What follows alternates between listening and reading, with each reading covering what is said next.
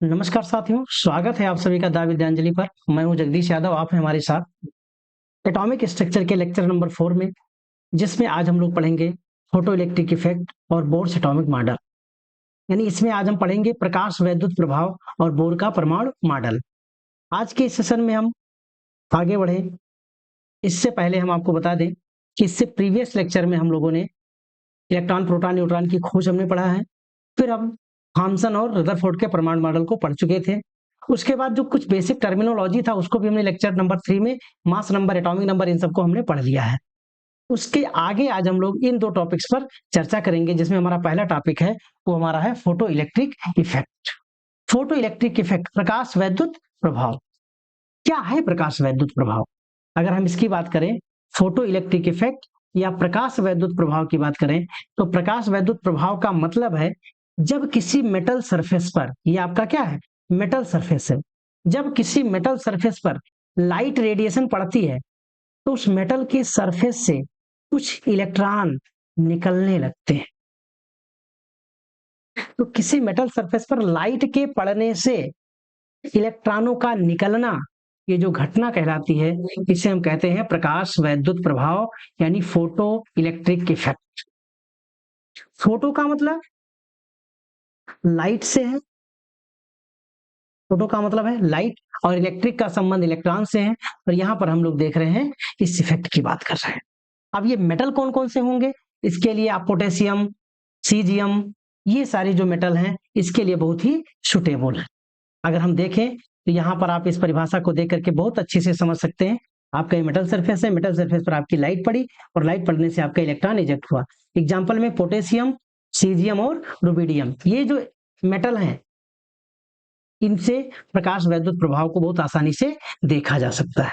Photo electric effect को हिंदी में भी फोटो इलेक्ट्रिक प्रभाव, या हिंदी में अगर आप बोलना भी चाहो तो इसको हम बोलते क्या है, प्रकाश विद्युत प्रभाव या प्रकाश वैद्युत प्रभाव। मेरे दोस्तों, बाय डिफिनीशन आप इसको देख करके बहुत अच्छे से समझ गए होंगे। जब भी किसी मेटल सरफेस पर लाइट पड़ती है तो उस मेटल के सरफेस से इलेक्ट्रॉन निकल जाते हैं। यही घटना प्रकाश वैद्युत प्रभाव है। इसको अगर हम बहुत अच्छे से समझे, क्या क्या हो रहा है, कैसे कैसे हो रहा है, इस बात को हम लोग यहाँ समझेंगे। इसके लिए आप इस फिगर को आप बहुत अच्छे से देख लीजिए और इसको आप अच्छे से समझने का प्रयास करें। हो क्या रहा है इसमें? हो ये रहा है कि जब भी ये जो आपका मेटल है, मेटल हमने कौन लिया है? पोटेशियम लिया है, हमने सीजियम लिया है, हमने रुबिडियम लिया है। ये क्या है? बहुत ही हाईली इलेक्ट्रोपॉजिटिव एलिमेंट है, यानी बहुत ही इनकी विद्युत धनात्मकता बहुत ज्यादा है। ये आसानी से इलेक्ट्रॉन लूज कर देते हैं। और कब लूज कर रहे हैं? जब लाइट पड़ती है। क्योंकि मेटल है तो मेटल के सरफेस पर बहुत सारे इलेक्ट्रॉन हैं। जब ये लाइट इस मेटल सरफेस के इलेक्ट्रॉनों को मिलती है, वो ये इलेक्ट्रॉन उस लाइट को एब्जॉर्ब कर लेते हैं, और एब्जॉर्ब करने के बाद में इनकी एनर्जी बढ़ती है, और जैसे इनकी एनर्जी बढ़ती है मेटल के सरफेस को छोड़ करके निकल जाते हैं। ये घटना फोटो इलेक्ट्रिक इफेक्ट है। जो इलेक्ट्रॉन निकल रहे हैं उनको हम क्या बोलते हैं? फोटो इलेक्ट्रॉन बोलते हैं। क्या बोलते हैं? फोटो इलेक्ट्रॉन या प्रकाश इलेक्ट्रॉन। अब ध्यान ये देना है, इंपॉर्टेंट बात, ऐसा नहीं है कि चाहे जो रेडिएशन पड़े वो सब निकाल दें। यहाँ पर जो लाइट रेडिएशन मुझे चाहिए वो एक स्पेसिफिक एनर्जी की होनी चाहिए, एक स्पेसिफिक फ्रीक्वेंसी की होनी चाहिए।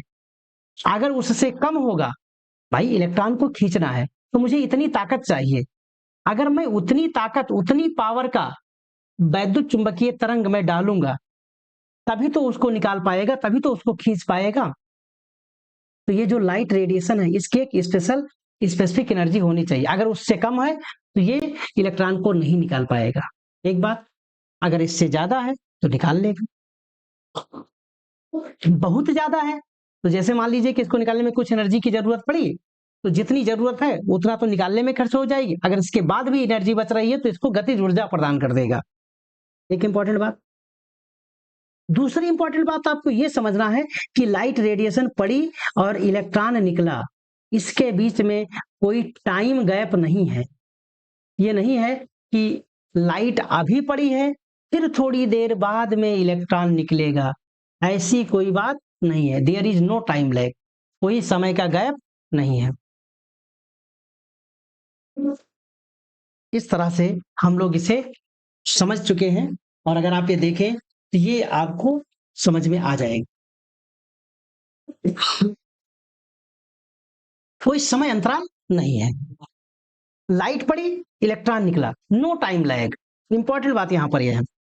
दूसरी इंपॉर्टेंट बात यह है कि ये जो फोटो इलेक्ट्रिक प्रभाव है, जो प्रकाश वैद्युत प्रभाव है, इसके लिए इलेक्ट्रॉन को निकालने के लिए हमको मिनिमम एनर्जी में एक कम से कम मुझे इतनी एनर्जी तो चाहिए ही चाहिए।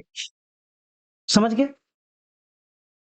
अगर उस एनर्जी से कम है तो प्रकाश वैद्युत प्रभाव नहीं होगा, यानी इलेक्ट्रॉन नहीं निकलेंगे। और वो जो न्यूनतम ऊर्जा है उसे हम क्या बोलते हैं? थ्रीशोल्ड एनर्जी, या उसको हम बोलते हैं, उस फ्रीक्वेंसी को बोलते हैं थ्रीशोल्ड आवृत्ति। हिंदी में आप बोलना चाहो तो हिंदी में थ्रीशोल्ड भी बोला जा रहा है, और अगर शब्द देखें तो हो सकता है आपकी बुक में इसके लिए देहली आवृत्ति भी लिखी हो। क्योंकि जो लाइट एनर्जी है, रेडिएशन की जो एनर्जी है, उस एनर्जी को हम फ्रीक्वेंसी में मेजर करते हैं। इंपॉर्टेंट बात। दूसरी इंपॉर्टेंट बात यह बताई जा रही है कि जो फोटो इलेक्ट्रॉन निकल रहे हैं, इनकी संख्या किस बात पर डिपेंड करती है? प्रकाश की तीव्रता पर। किस पर डिपेंड करती है? प्रकाश की तीव्रता पर। तीव्रता का मतलब चमक पर डिपेंड करती है। हम आपको ये बता दें, यहाँ पर एडिशनली ये समझिए, ये जो लाइट रेडिएशन होती है, तो उस लाइट रेडिएशन की जो पार्टिकुलर एनर्जी की जो लाइट रेडिएशन है, उसको हम क्या बोलते हैं? फोटान बोलते हैं। क्या बोलते हैं? फोटान।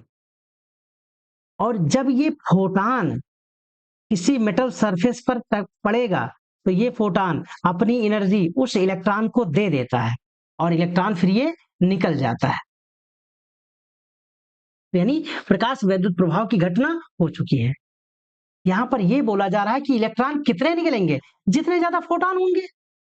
अगर नंबर ऑफ फोटान बढ़ेंगे, नंबर ऑफ फोटान अगर बढ़ेगा, यानी प्रकाश की तीव्रता बढ़ रही है। प्रकाश के लिए दो शब्द यूज करते हैं, एक प्रकाश की तीव्रता और एक प्रकाश की ऊर्जा। प्रकाश की तीव्रता का मतलब है फोटान की संख्या, और प्रकाश की ऊर्जा का मतलब है उस पार्टिकुलर तरंगदैर्ध्य की आवृत्ति, उस पार्टिकुलर प्रकाश की आवृत्ति। आवृत्ति बढ़ने पर ऊर्जा बढ़ती है, और नंबर ऑफ फोटान बढ़ने पर प्रकाश की तीव्रता बढ़ती है।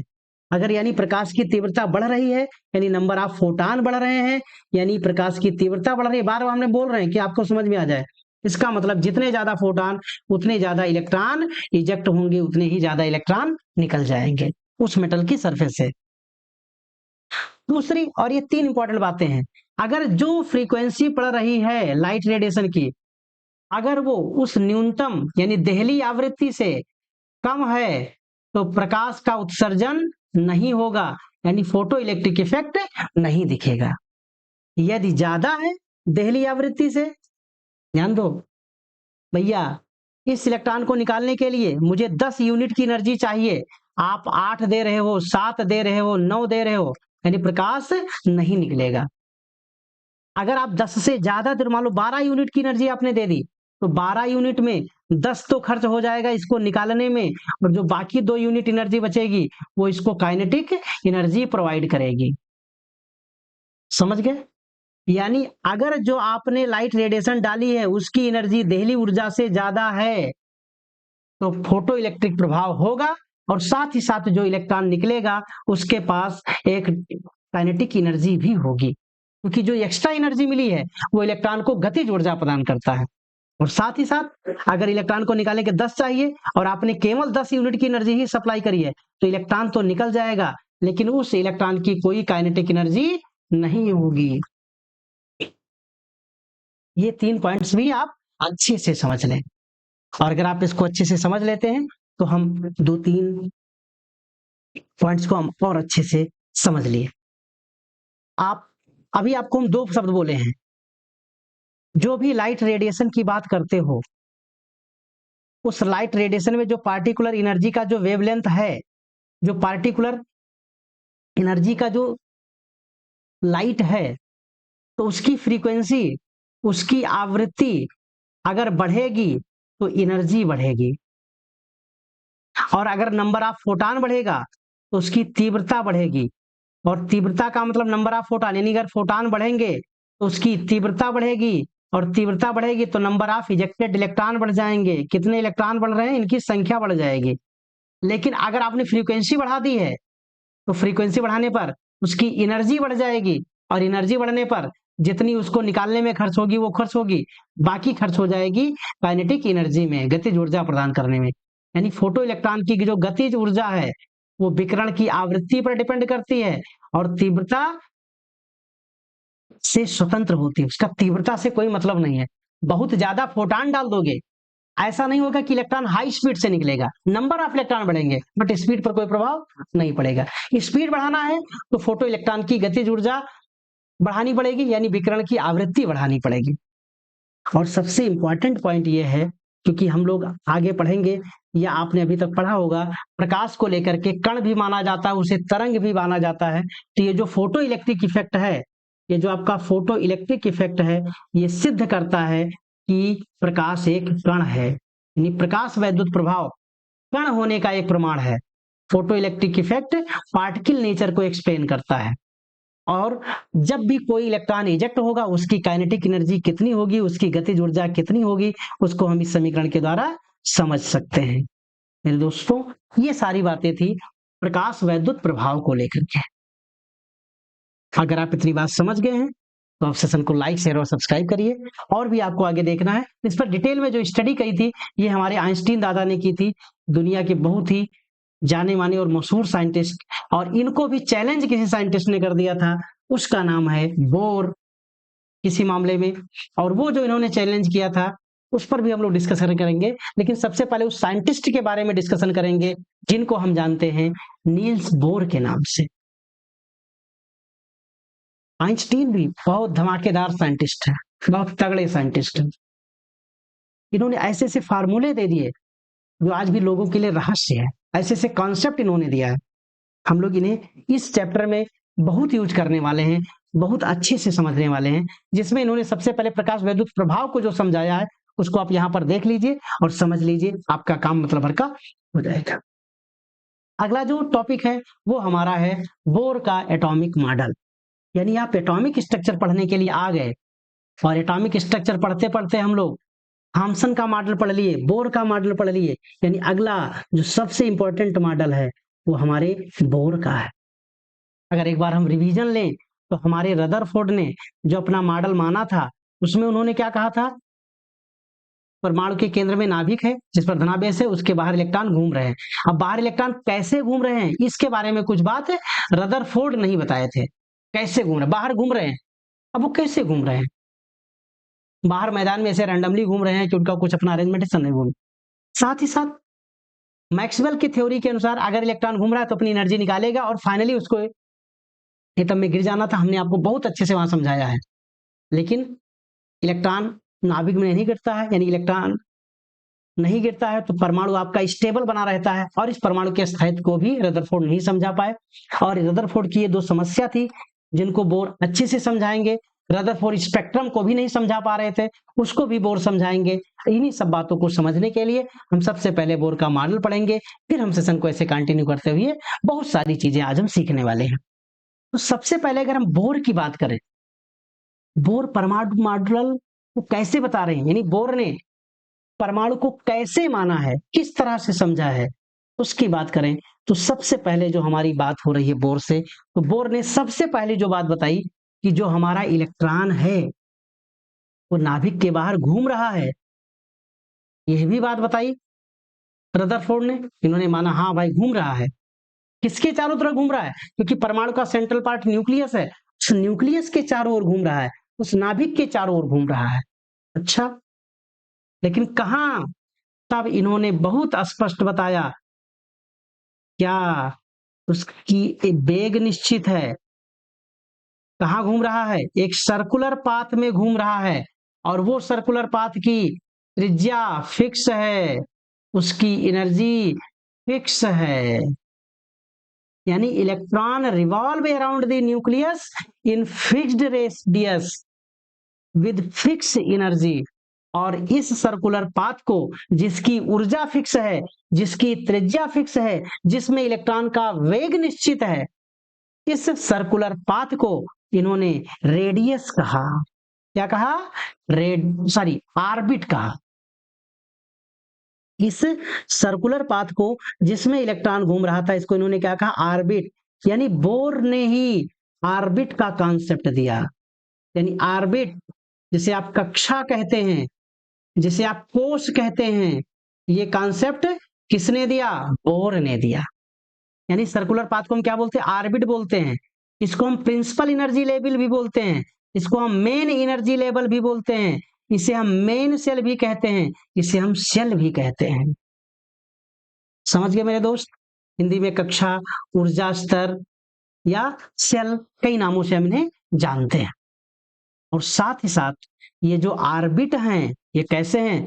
Concentrically around the nucleus. यानी इन सर्कुलर पाथ के बीच में आपका नाभिक है। समझ गए? यानी नाभिक के चारों ओर अलग अलग ऊर्जा के, और सबकी ऊर्जा फिक्स है, उस फिक्स ऊर्जा वाले पाथ में ये घूम रहा है। इतनी बात आप समझ गए, इसको हम 1 बाय 1 भी समझ लेते हैं। आप जानते हैं परमाणु गोलाकार कण है, इसके बीच में आपका धनावेशित नाभिक है, साथ ही साथ इसके बाहर विभिन्न सर्कुलर पाथ में इलेक्ट्रॉन घूमता है। ये जो सर्कुलर पाथ है, ये जो वृत्ताकार पथ है जिसमें इलेक्ट्रॉन घूम रहा है, इसको हम क्या बोलते हैं? ऊर्जा स्तर बोलते हैं। क्या बोलते हैं मेरे दोस्त? ऊर्जा स्तर बोलते हैं। इन्हें आप एनर्जी लेवल बोलते हैं, इन्हें आप कोश बोलते हैं, जो भी कुछ आप कहना चाहो। समझ गए? तो इन कोश को हम कैसे लिखेंगे? तो नाभिक के जो तुरंत पास है, जिसे आप पहली कक्षा कहते हो या उसे आप के कहते हो, दूसरे वाले को दूसरी कक्षा या यल कक्षा कहते हैं, तीसरे को तीसरी कक्षा या यम कक्षा कहते हैं, चौथी को यन कक्षा, ऐसे आगे चलेंगे, पांचवी को ओ, छठवीं को पी, ऐसी तरह से हम आगे बढ़ते जाएंगे।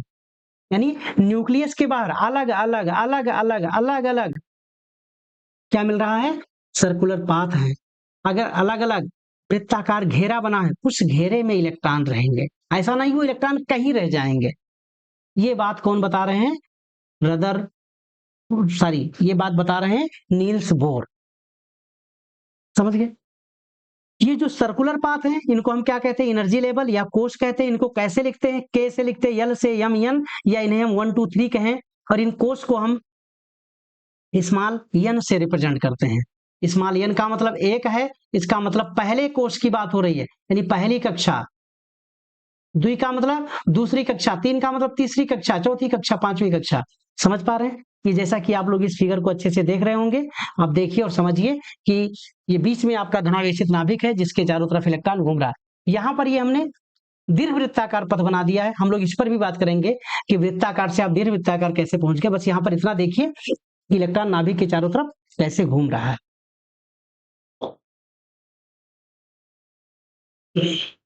इतनी बात हम लोग समझ चुके हैं, कैसे चारों तरफ से घूम रहा है।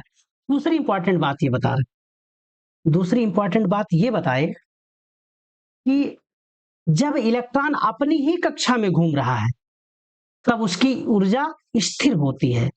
उस समय एनर्जी ना तो एब्जॉर्ब करता है, ना ही एनर्जी वो इमिट करता है, और इस पार्टिकुलर कक्षा में रहते हुए उसकी एनर्जी में कोई परिवर्तन नहीं होता है, इसलिए इन्हें हम स्थिर कक्षा कहा। शब्द इंपॉर्टेंट है, स्टेशनरी ऑर्बिट कहा। यानी जिसको आपने सर्कुलर पाथ कहा था, वो सर्कुलर पाथ कैसे हैं? स्टेशनरी हैं। स्टेशनरी का मतलब इनकी रेडियस फिक्स है, इनकी एनर्जी फिक्स है। अगर रेडियस एनर्जी फिक्स है, इसलिए इनको क्या कहा गया? Stationery path. और जब कोई इलेक्ट्रॉन उसी पार्टिकुलर पाथ पर, पार्टिकुलर ऑर्बिट में अगर रिवॉल्व करेगा, तो उसको एनर्जी ना तो लेने की जरूरत है, ना ही एनर्जी देने की जरूरत है, वो फिक्स्ड एनर्जी के साथ उसमें रिवॉल्व करता रहेगा। अच्छा, आपको ये बताया गया एनर्जी फिक्स होती है, एनर्जी नहीं लेता है, एनर्जी नहीं देता है। कब? जब वो अपनी ही कक्षा में बना रहे। यानी याद रखें मेरे दोस्त, वैसे ही यदि आप क्लास 11 में पहुंच गए हैं और आप चाहते हैं लाइफ टाइम क्लास 11 में बने रहें, इसका मतलब ना तो आपको कुछ पढ़ने की जरूरत है, ना ही कुछ भूलने की जरूरत है। अगर आप ज्यादा पढ़ेंगे, आपकी एनर्जी बढ़ेगी, आपका नॉलेज का लेवल बढ़ेगा, तो आप हायर क्लास में पहुंच जाओगे, क्लास 12 में। और यदि आपकी एनर्जी घटेगी, आप कमजोर होते जाएंगे, आप बहुत सारी चीजें भूलते चले जाएंगे, यानी कि आपकी एनर्जी कम होती जाएगी, आपकी नॉलेज लेवल कम होता जाएगा, आपको पीछे कर दिया जाएगा। ऐसा कोई कॉन्सेप्ट ये बता रहा है। इलेक्ट्रॉन जब अपनी ही कक्षा में है, उसको ना तो एनर्जी लेने की जरूरत है ना देने की जरूरत है, समझ गए। लेकिन अगली बार क्या बोलते हैं, इलेक्ट्रॉन एनर्जी अपनी बदलेगा, इलेक्ट्रॉन अपनी एनर्जी चेंज करेगा, लेकिन कब, जब वो वन ऑर्बिट से अनदर ऑर्बिट में चला जाए। यानी आपको अगर एक कक्षा से दूसरी कक्षा में जाना है, तब आपको एनर्जी चेंज करने की जरूरत होगी, एनर्जी चेंज करने की जरूरत होगी। जब इलेक्ट्रॉन एनर्जी गेन करेगा तो एनर्जी एब्जॉर्ब करने के बाद में उस इलेक्ट्रॉन की एनर्जी बढ़ेगी और वो हायर सेल में चला जाएगा, हायर एनर्जी लेवल में चला जाएगा। अभी हम लोग इसको अच्छे से समझ जाएंगे, और अच्छे से समझना है तो आप 2-3 वर्ड को यहां समझेंगे। जब भी इलेक्ट्रॉन एब्जॉर्ब करता है एनर्जी को तो उसकी एनर्जी बढ़ेगी, इससे वो लोअर एनर्जी लेवल से, लोअर एनर्जी वाले ऑर्बिट से वो हायर में जाएगा। इसको हम बोलते हैं एक्साइटेशन या उत्तेजन कहते हैं। इसका उल्टा, जब वो अपनी एनर्जी रिलीज करेगा तो वो हायर एनर्जी लेवल से वो लोअर एनर्जी में आ जाएगा। इसको हम बोलते हैं डी एक्साइटेशन। क्या बोलते हैं, डी एक्साइटेशन या भी उत्तेजन। और एक्साइटेशन और डी एक्साइटेशन को, दोनों को अगर हम मुझे एक साथ बोलना पड़े, इसको हम बोलते हैं इलेक्ट्रॉनिक ट्रांजिशन। इलेक्ट्रॉनिक ट्रांजिशन का मतलब इलेक्ट्रॉन अपने एनर्जी लेवल से नेक्स्ट एनर्जी लेवल में चला जाए, चाहे वो हायर में चला जाए या लोअर एनर्जी में आ जाए। इसको हम यहाँ पर इस फिगर से अच्छे से समझ पा रहे हैं। ये जो आपका E1 है, ये आपका लोअर एनर्जी लेवल है, कम ऊर्जा वाला लेवल है। E2 आपका हायर एनर्जी लेवल है।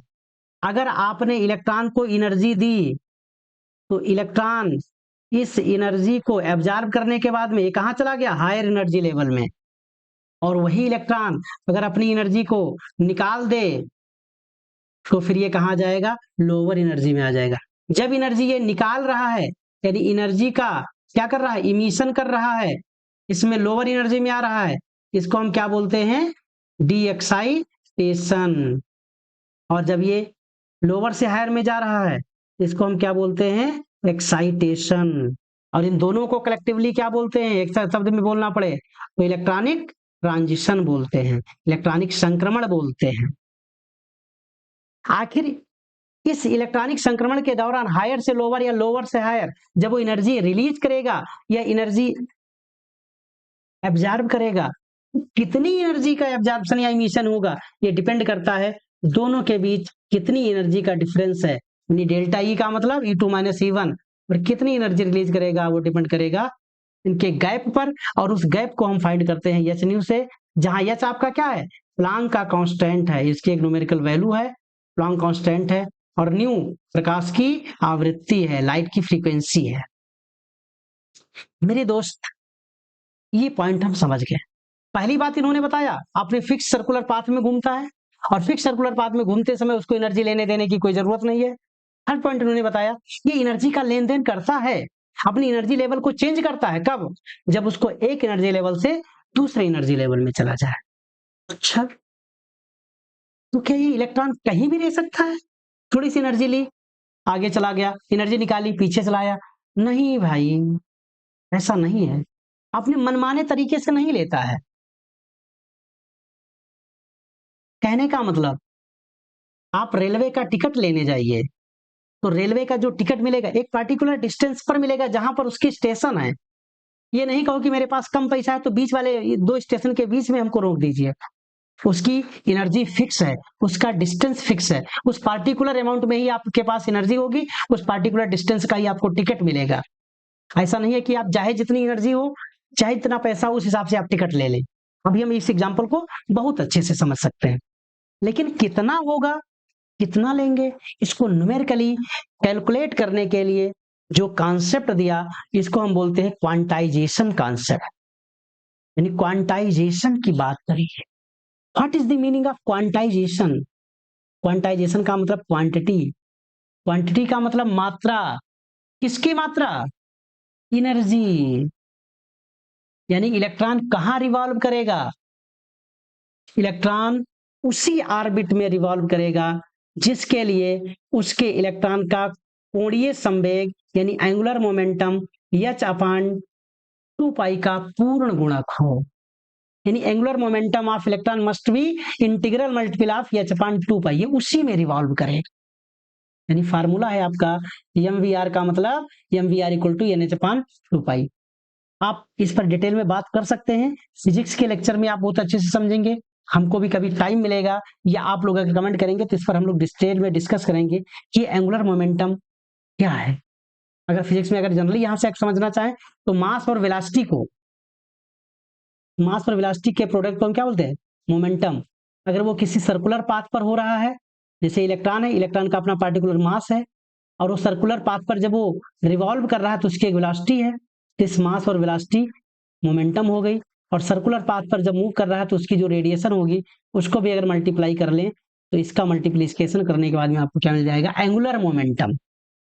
और ये एंगुलर मोमेंटम क्या होना चाहिए, एन एच अपान 2 पाई होना चाहिए। एन एच अपान 2 पाई का मतलब एच अपान 2 पाई का इंटीग्रल मल्टीपल, यानी 1h/2 पाई या 2h/2 पाई या 3h/2 पाई या 4h/2 पाई, ऐसा नहीं होगा। 1.5h/2 पाई, 1.3, 2.3, 2.5, 2.6, ऐसा फ्रैक्शन में नहीं मिलेगा।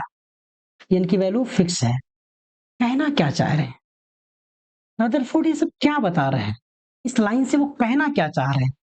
कहना ये चाह रहे हैं इलेक्ट्रॉन अपने मनमानी तरीके से किसी में नहीं आ जा सकता है, मनमानी तरीके से वो नहीं घूम सकता है। अगर वो इलेक्ट्रॉन गेन करे या इलेक्ट्रॉन लूज करे तो इलेक्ट्रॉन गेन और लूज का जो कॉन्सेप्ट है वो कुछ कंडीशन पर डिपेंड करेगा। और कंडीशन उसकी ये है कि उसका जो एंगुलर मोमेंटम है वो h/2 पाई का इंटीग्रल मल्टीपल हो, यानी एक इंटीजर नंबर है।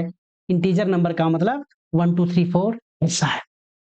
इसको अगर हम व्यवहार में ले तो व्यवहार में ऐसे समझ लीजिए कि मैं यात्रा कर रहा हूं, एक पार्टिकुलर स्टेशन आपका S1 है, फिर यहाँ पर S2 है, फिर यहाँ पर S3 है और फिर यहाँ पर S4 है।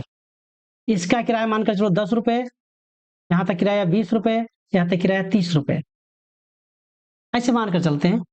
ऐसा भी मान सकते हैं, चलो हमने इसको मान लिया 25 रुपए और इसको हमने मान लिया है 50 रुपए, ये गैप भी हो सकता है, हमने इसे रैंडमली मान लिया है। अब ध्यान दें, अगर मेरे पास 10 रुपए का किराया होगा तो मैं यहां से यहां जा पाऊंगा। मेरे पास 25 रुपए का किराया होगा तो मैं S1 से S3 तक चला जाऊंगा। अगर हमारे पास 50 रुपए का किराया होगा, यहां से हम देख रहे हैं, यहां से किराया हम यहां से ले रहे हैं, यहां ध्यान रखना, तो हम 50 रुपए में यहां से यहां चले जाएंगे। यानी आप ये समझ लीजिए कि आप ऐसा नहीं कर सकते हैं कि हमारे पास 10 रुपए देकर के S1 से S2 में आएंगे आप।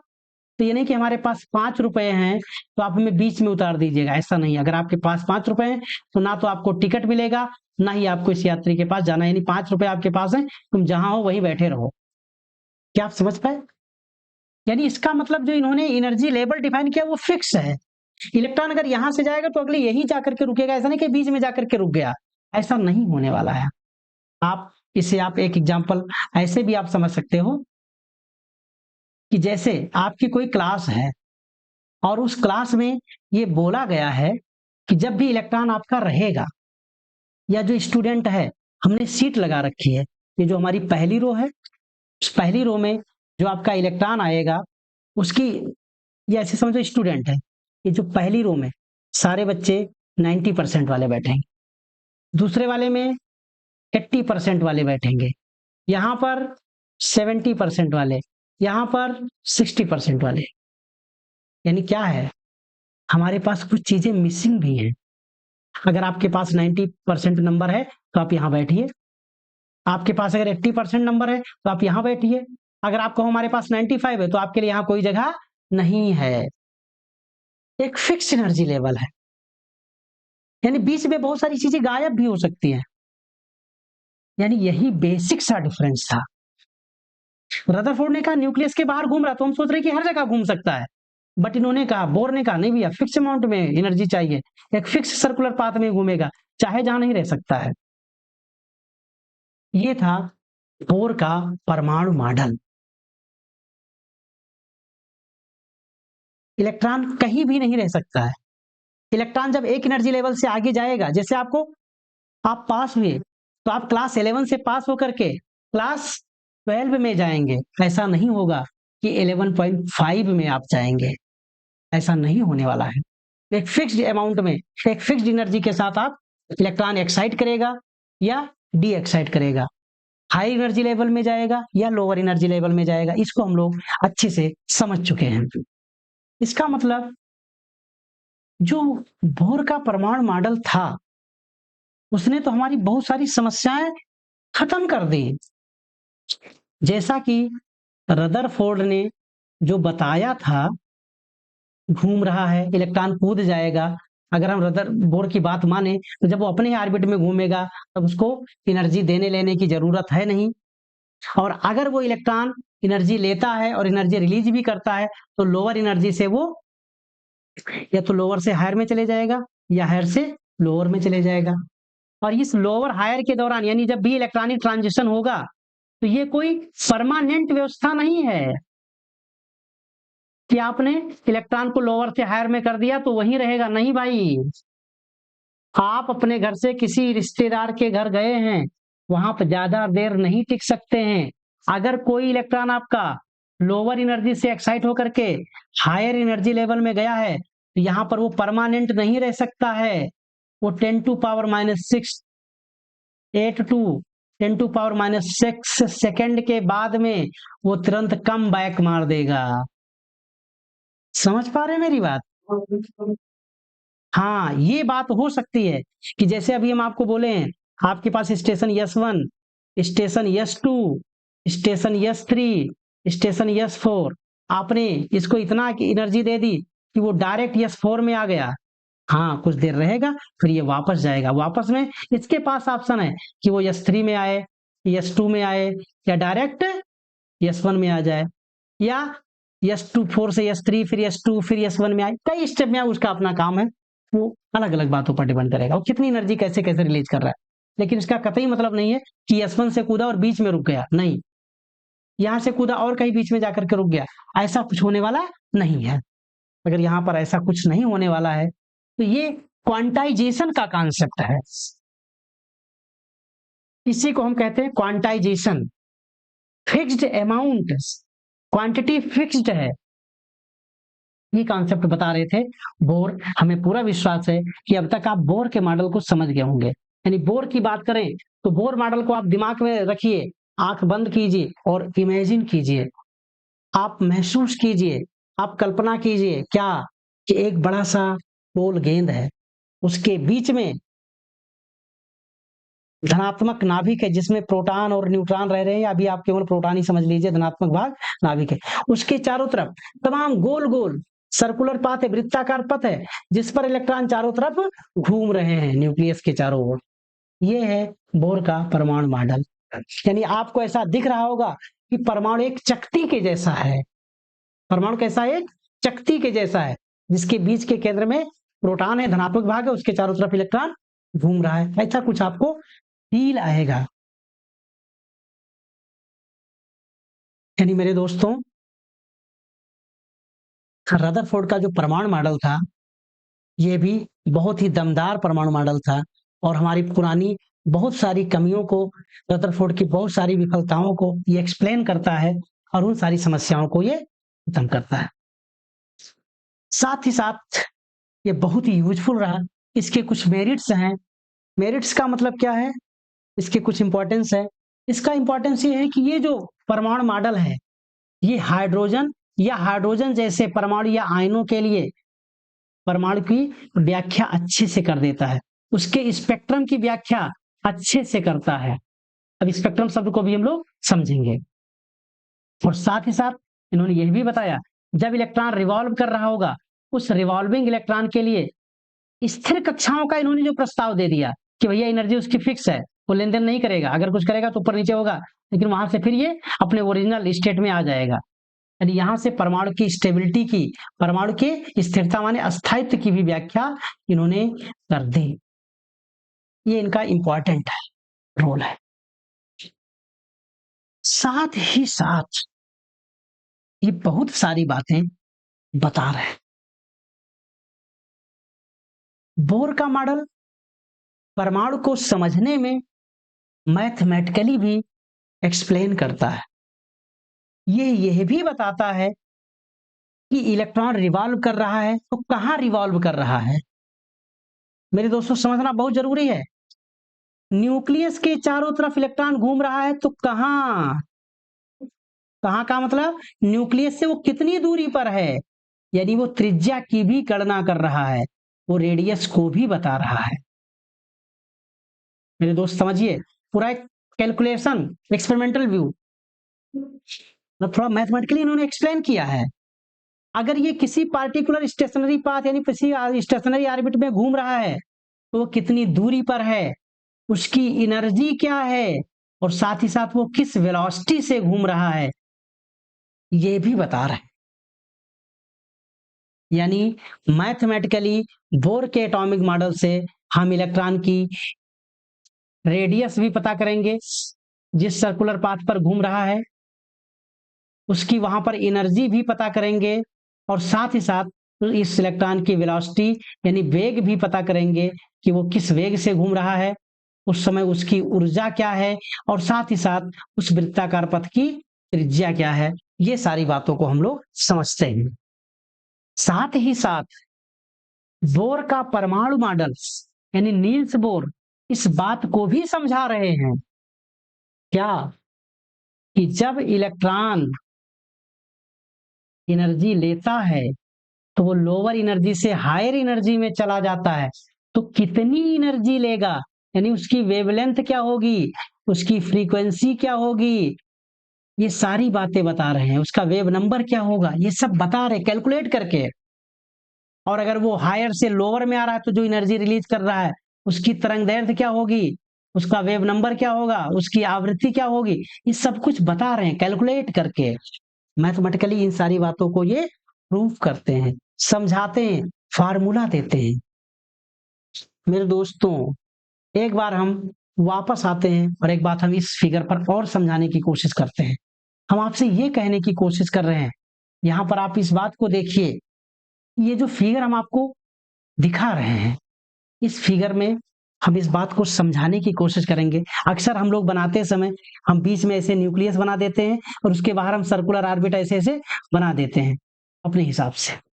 लेकिन एक बात का ध्यान रखना आवश्यक है, जैसे ये हमारी पहली एनर्जी लेवल है जिसे आप के कहते हो, ये दूसरा यल, ये तीसरा आपका यम, ये यन, ऐसे कोई होगा ओ, फिर और होगा, सॉरी दूर हो गया टी। ध्यान रखना जैसे जैसे हम आगे बढ़ते हैं इनका जो गैप है वो कम होता जाता है। इस बात को समझना है। इसको नील्स बोर कैलकुलेट करके बताए हैं कि 1 और 2 का डिफरेंस ज्यादा है, 2 और 3 का डिफरेंस कम है, 3 4 का और कम है, आगे और चलोगे 4 5 का और कम है। यानी जैसे जैसे हम आगे बढ़ते जाते हैं जो डिफरेंट एनर्जी लेवल के जो बीच का गैप है वो गैप कंटिन्यूअसली कम होता है, उसको उन्होंने कैलकुलेट करके बताया है। इसलिए इस फिगर को हम इस तरह से आपके लिए लेकर आए हैं कि यहाँ गैप देखिए ज्यादा दिख रहा है, यहाँ थोड़ा गैप दिख, यानी 1 2 में गैप ज्यादा, 2 3 में कम, 3 4 में और कम, और आगे ले जाओगे तो और कम, ऐसे से आपको मिलेगा। ये समझना बहुत जरूरी है। अगर इतनी बात हम समझ पा रहे हैं तो हम इनके मैथमेटिकल पॉइंट पर चलेंगे। मैथमेटिकली इन्होंने क्या एक्सप्लेन किया, कैसे एक्सप्लेन किया, उसके फार्मूले को हम लोग समझेंगे, और उसका जो बेसिक अप्रोच है वहां पर हम बात करेंगे। कैसे डिराइव होता है उसके डेरिवेशन पर हम नहीं जाएंगे कि फार्मूला आया कैसे, इसको हम कैलकुलेट कैसे करेंगे, इस पर ज्यादा हम डिस्कस नहीं करेंगे। लेकिन फिर भी हम आपको कुछ मुद्दों पर आपसे जरूर डिस्कशन करेंगे। वो डिस्कशन ये है कि जब भी इलेक्ट्रॉन आपका घूम रहा है, जो इलेक्ट्रॉन आपका घूम रहा है तो घूमते समय उसकी पार्टिकुलर एनर्जी है, वेलोसिटी है, उसका एक डिस्टेंस है, ये सब कैलकुलेट कैसे किए, इसके लिए इनका बेसिक अप्रोच क्या था, इनके पास ऐसी कौन सी चीज है, किस बेस पर इन्होंने एक्सप्लेन किया। तो इनके इस कैलकुलेशन में 3 फार्मूला इंपॉर्टेंट है। इनके पास 3 फार्मूला इंपॉर्टेंट है। फार्मूला वो है क्या, उसको आप एक बार देखिए। फार्मूला इनके पास ये है ये अभी इन्होंने पहले अपने अप्रोच में एक बताया था। इनका जो पास्टुलेट है, इन्होंने अपने उस फार्मूले में एक फार्मूला इन्होंने दिया है कि भैया MBR इक्वल टू NH अपान 2 पाई, एक फार्मूला ये है, ये तो बोर ने बताया। साथ ही साथ आपको ये भी जानना होगा कि ये जो नाभिक है, नाभिक में प्रोटॉन है, प्रोटॉन का मतलब इसके ऊपर पॉजिटिव चार्ज है, बाहर इलेक्ट्रॉन घूम रहा है, इसके ऊपर निगेटिव चार्ज है, और अपोजिट चार्ज के बीच अट्रैक्शन होता है। और इस अट्रैक्शन के लिए जो अट्रैक्शन फोर्स है, जिसे आप इलेक्ट्रोस्टैटिक फोर्स ऑफ अट्रैक्शन कहते हैं, रदरफोर्ड के एटॉमिक मॉडल में हमने बहुत अच्छे से पढ़ा है।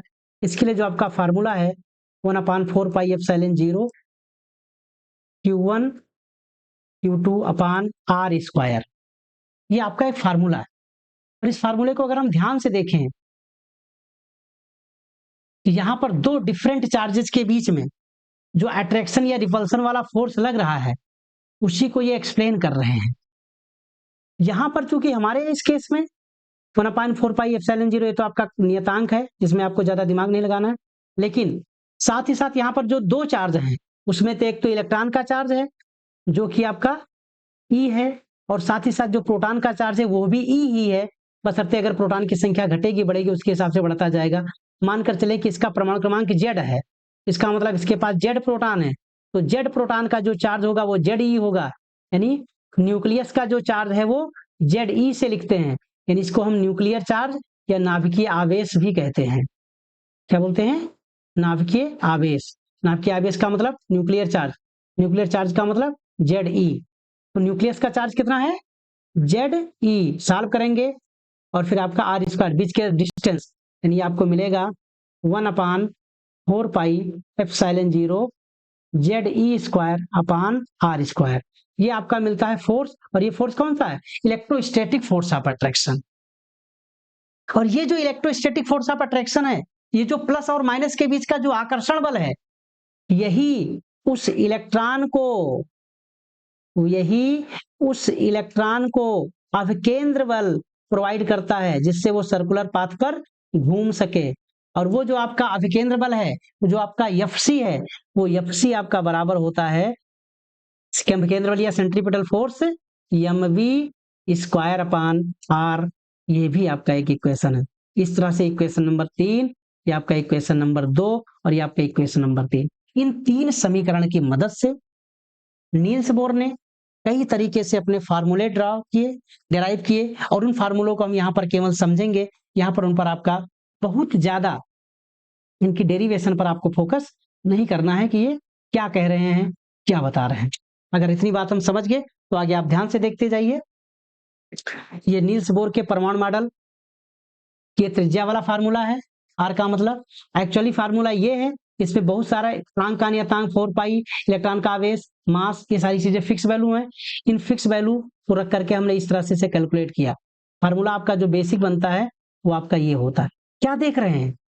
यानी n की वैल्यू बढ़ रही है तो r की वैल्यू बढ़ेगी, यानी r डिपेंड कर रहा है n² पर और z पर। अगर z की वैल्यू बढ़ेगी यानी नाभिक का आवेश बढ़ेगा, परमाणु क्रमांक बढ़ेगा, तो त्रिज्या छोटी होती जाएगी। लेकिन अगर n की वैल्यू, नंबर ऑफ सेल बढ़ता जाएगा, तो उसकी त्रिज्या बड़ी होती जाएगी।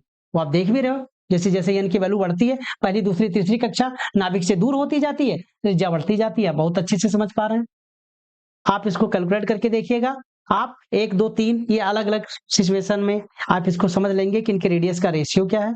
अगला, किसी पार्टिकुलर सेल में या किसी पार्टिकुलर ऑर्बिट में इलेक्ट्रॉन की कितनी ऊर्जा होगी, इसके लिए फार्मूला ये है। जब हम एनर्जी की बात करते हैं तो आपको पता होना चाहिए कि इलेक्ट्रॉन के पास दो प्रकार की ऊर्जा होती है। एक होती है विभव ऊर्जा, स्थितिज ऊर्जा, पोटेंशियल एनर्जी, और साथ ही साथ होती है काइनेटिक एनर्जी। इन दोनों का समेशन हम टोटल एनर्जी के रूप में हम यहाँ समझते हैं। और उस टोटल एनर्जी का जो इलेक्ट्रॉन वोल्ट में कैलकुलेशन है वो आपका है ये -13.6 Z²/n², Z²/n², यानी एनर्जी का जो मान है वो Z²/n²। Z की वैल्यू अगर बढ़ेगी तो एनर्जी बढ़ेगी, n की वैल्यू बढ़ेगी तो एनर्जी, हाँ देखना भैया सही बात बोले हैं। आगे निशान लगा हुआ है, माइनस साइन है, तो वैसे अगर आप देखिएगा अगर Z की वैल्यू बढ़ेगी तो न्यूमेरिकली बढ़ेगा, बट माइनस में लगा है तो वैल्यू न्यूमेरिकली घट जाएगी।